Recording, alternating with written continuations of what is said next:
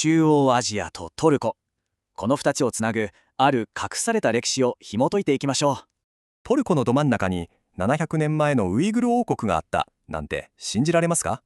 実は彼らのルーツ、この地に700年も前からあったとしたらどうでしょう。物語の始まりは13世紀。偉大なるモンゴル帝国の時代に遡ります。ウイグル人はモンゴル帝国にとってまさにエリート、司令官や行政官として欠かせない存在でした。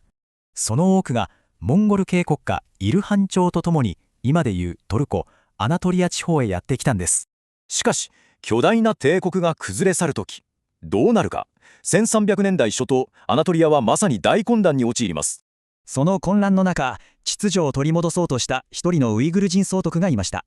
彼の名はエレトナ。総督から身を落とし、わずか20年足らずで独立国の王、スルタンにまで上り詰めました。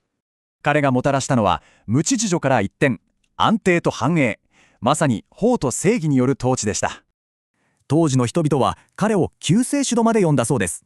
そして新たな王朝が誕生します。エレトナアサはアナトリアの中心部を支配する紛れもない大国だったんです。ではその物語をどうやって知ることができるのか。実は彼らの遺産が石に刻まれているんです。例えばこれ、エレトナが建てたモスクですが、ここに彼らのルーツを示すある印があります。幾何学模様の中になんと狼の頭が、モスクの装飾としては極めて珍しいものです。この狼こそイスラム化する前の中央アジア遊牧民のシンボル、魂のルーツの証ですね。モスクだけじゃありません。スルタン一族の墓廟、司令官の墓、学校など多くの建築物を残しました。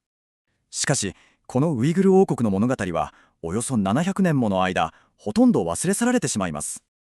ところが20世紀、この忘れられた歴史に思いがけない形で新たな1ページが加わるんです。1965年、現代のウイグル難民がトルコへ。彼らが移住先に選ばれたのがなんとカイセリでした。彼らは知る由もありませんでした。そこが700年前、自分たちの祖先が築いた王国の都だったとは。この偶然の再会が現代のウイグル人に深い貴族意識を与えているんです。忘れられた過去は時を超え、現代の私たちにどう影響を与えるのか考えさせられますね。